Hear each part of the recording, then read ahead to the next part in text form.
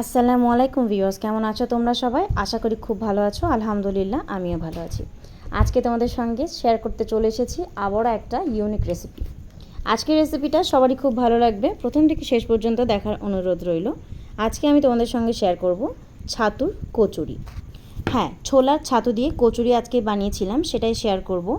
খুব টেস্টি হয় এই কচুরিটা। মা অনেক দিন ধরে বলছিল ছোলার ছাতু দিয়ে কচুরি বানানোর কথা, কিন্তু আমি ভেবেছিলাম হয়তো অতটাও টেস্টি হবে না, এই জন্য বানাতে বারণ করেছিলাম। কিন্তু আজকে বানিয়েই ফেলেছে। আর এই কচুরিটা খেতে এতটাই টেস্টি যে আমার এবার থেকে কিন্তু লুচি একদমই খেতে ভালো লাগবে না। যখনই মা লুচি বানাবে তখন আমি ছোলার ছাতু দিয়ে এই কচুরিটাই বানাতে বলবো। তোমরাও একবার ট্রাই করবে, তোমাদেরও খুব ভালো লাগবে। এর জন্য প্রথমে এখানে 500 গ্রামের মতো ময়দা, স্বাদ মতো লবণ আর একটু সাদা তেল দিয়ে বেশ ভালো করে কিছুক্ষণের জন্য ময়ান দিয়ে নিতে হবে। ময়ান দেওয়াটা কমপ্লিট হয়ে গেছে দেখে বুঝতে পারবে যখন ময়দাটা হাতের মধ্যে ডালা পাকিয়ে যাবে, এভাবে শক্ত হয়ে যাবে। ঠিক এরকম একটা সফট ডো বানিয়ে নিতে হবে। ডোটা বানানো হয়ে গেলে ঢাকা দিয়ে রাখতে হবে 10 থেকে 15 মিনিটের জন্য। খুব বেশি শক্ত করা যাবে না, আবার খুব বেশি নরমও হবে না। একেবারে সফট একটা ডো তৈরি হবে, যাতে আঙুলটা দিলেই আঙুলটা ভিতরে চলে যায়, সেরকম একটা ডো তৈরি করতে হবে। আর এখানে নিয়ে নিচ্ছি প্রায় 100 থেকে 150 গ্রামের মতো ছোলার ছাতু। এই ছাতুটা কিন্তু একদমই খাঁটি, এটা কিন্তু কোনো প্যাকেটের দোকান থেকে কেনা ছাতু নয়। আমাদের এখানে ছোলার ছাতু বিক্রি করতে আসে, সামনে থেকেই ছোলা খুব সুন্দর করে মেশিনের মধ্যে দিয়ে ছাতু বানিয়ে দেওয়া হয়, সেখান থেকেই এই ছাতুটা নেওয়া। আর এটা কিন্তু অনেক রকম করে খাওয়া যায়। চিনি দিয়ে অনেকে মেখে খায়, আবার অনেকে কিন্তু ছাতুর শরবত করেও খায়। তোমরা আমার চ্যানেলে গিয়ে সার্চ করে দেখো, শর্ট ভিডিওতে ছাতুর শরবত আপলোড করা আছে। ছাতুটাকে খুব সুন্দর করে মেখে নিতে হবে। চাইলে স্বাদ মতো একটু চিনিও দিতে পারো, একটু মিষ্টি মিষ্টি হলে কচুরিটা খেতে কিন্তু আরও সুন্দর লাগবে। ছাতুটা মাখতে হবে হালকা একটু শক্ত করে, খুব বেশি নরম করা যাবে না। এরপরে লেচির মতো ছোট ছোট ময়দার মধ্যে দিয়ে এই ছাতুটাকে পুর হিসাবে ভরে দিতে হবে। পুরটাকে ভরে দিলাম, এরপরে ভালো করে বেলতে হবে। এটা কিন্তু তেল দিয়ে বেললে হবে না, একটু আটা দিয়েই বেলে নিতে হবে। এভাবে চেপে চেপে আটা দিয়ে খুব সুন্দর করে বেলে নিচ্ছি। আর এই কচুরিটার সঙ্গে ময়দাটা দেওয়ার ফলে কিন্তু ভীষণ সফট হয়ে গেছে, এটা বেলতে খুব সুন্দর লাগছিল, একদম আরাম লাগছিল এটা বেলতে।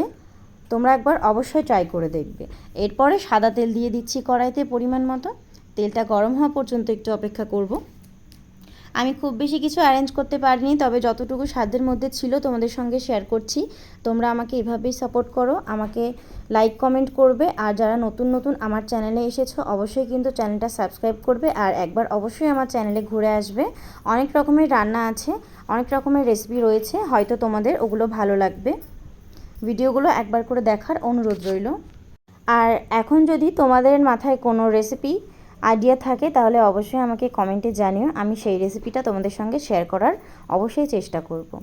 কারণ রান্নার ভিডিও করার সময় তো সব রকমের রেসিপি মাথায় আসে না, যেটা মন থেকে আসে সেটাই কিন্তু বানিয়ে তোমাদের সঙ্গে শেয়ার করি। যদি তোমরা কোনো রেসিপি দেখতে চাও আমাকে কমেন্টে জানিও, আমি অবশ্যই শেয়ার করব।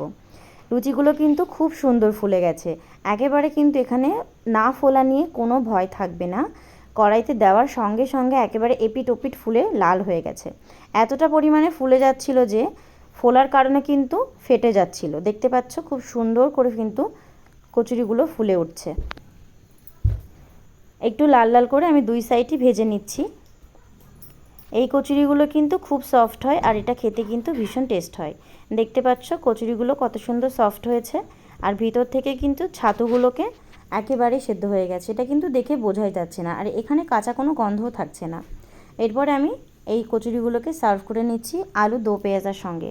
আলু দো পেঁয়াজার রেসিপি যদি তোমরা দেখতে চাও আমার ভিডিও আপলোড করা আছে, চ্যানেলে গিয়ে অবশ্যই দেখে নিও ভিডিওটা। আর আশা করছি এই ছাতুর কচুরির রেসিপিটা তোমাদেরও খুব ভালো লেগেছে। অবশ্যই একটা লাইক করে দিও, আর কমেন্টে জানিও রেসিপিটা কেমন লাগলো। বাড়িতে কিন্তু বানিয়ে একবার অবশ্যই ট্রাই করবে। আজকের মতো এখানে শেষ করছি, আবারও চলে আসবো অন্য কোনো রেসিপি নিয়ে। সেই পর্যন্ত সবাই ভালো থেকো, সুস্থ থেকো। আল্লাহ হাফিজ।